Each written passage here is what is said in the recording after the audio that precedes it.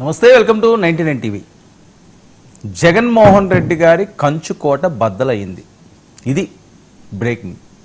ఊహించిన విధంగా అసలు పులివెందుల పేరెత్తితేనే రాష్ట్రంలో ఎలా ఉంటుందో వేరే చెప్పాల్సిన అవసరం లేదు. మిగతా నియోజకవర్గాలన్నీ కూడా ఒక వంతు, ఓకే కుప్పం ఇవన్నీ ఉన్నా సరే పులివెందుల పరిస్థితి వేరు.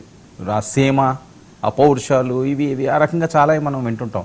రాజారెడ్డి గారి దగ్గర నుంచి, ఈరోజు కాదు, జగన్మోహన్ రెడ్డి గారి తాతగారి దగ్గర నుంచి వైఎస్ గారి హవా, ఇప్పుడు జగన్మోహన్ రెడ్డి గారు.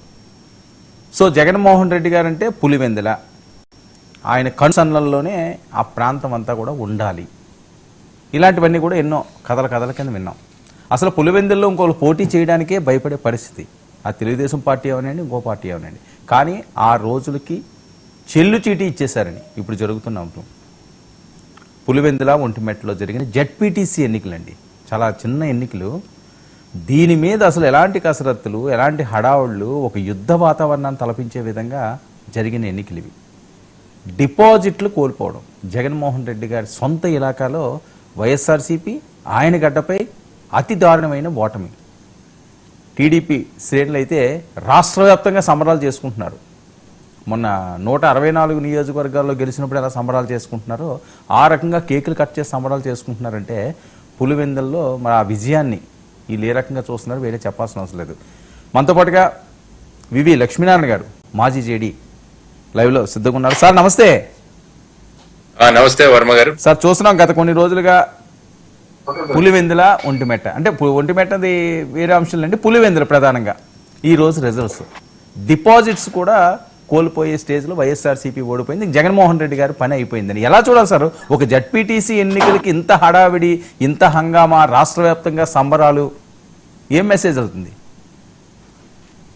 అంటే ఎలా ఉంటుందంటే ఇప్పుడు క్రికెట్ మ్యాచ్ తో దీన్ని కంపేర్ చేస్తే క్రికెట్ మ్యాచెస్ లో హోమ్ పిచ్ అని ఒకటి ఉంటుంది. అంటే ఏ ప్లేయర్ కి ఆ home pitch. For example Sachin Tendulkar ఉన్నాడంటే ఆయనకి బాంబే, అవును, బాంబేలో వాంఖడే స్టేడియం ఆయన హోమ్ పిచ్.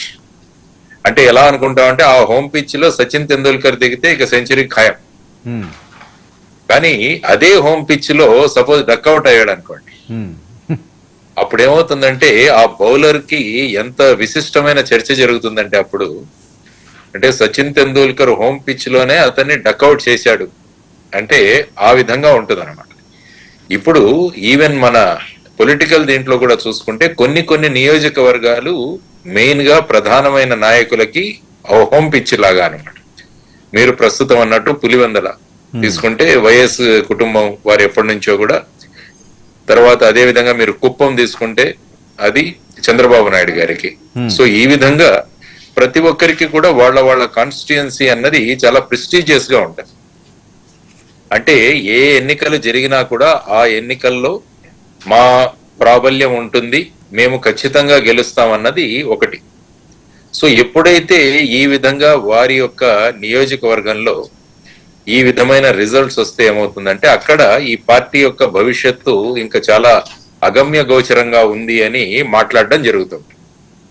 సో ఇప్పుడు మనం ఫర్ ఎగ్జాంపుల్ 2021వ సంవత్సరం తీసుకుంటే నారావారిపల్లి అని ఏదైతే గ్రామం ఉందో అక్కడ ఎంపీటీసీ ఎలక్షన్ లో వైఎస్ఆర్సీపీ టీడీపీ మీద గెలిచింది.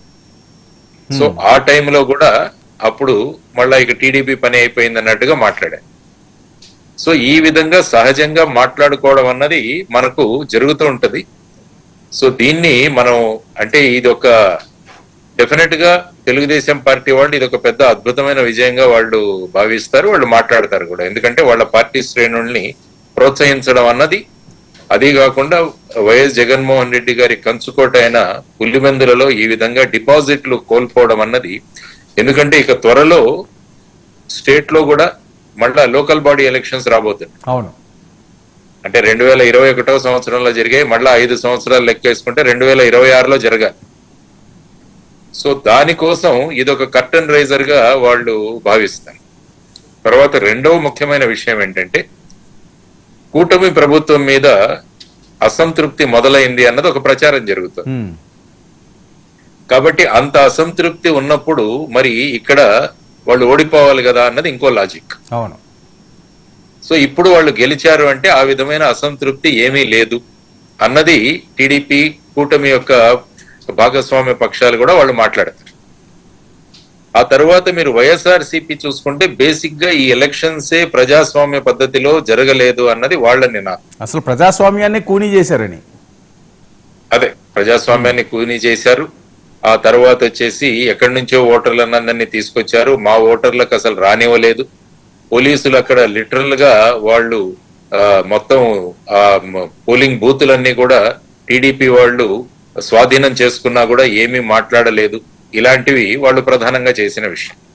కాబట్టి ప్రతి ఒక్కరూ కూడా వాళ్ళ యొక్క సైడ్ ఏదైతే ఉంటుందో దాన్ని వాళ్ళు నిరూపించుకోవడానికి ప్రయత్నిస్తారు. మొన్న మాట్లాడిన విషయాల్లో నేను చూసింది ఏంటంటే ఈవెన్ మేము హైకోర్టుకు కూడా వెళతాము ఈ ఎలక్షన్లకి విరుద్ధంగా అన్నట్టుగా కూడా మాట్లాడారు.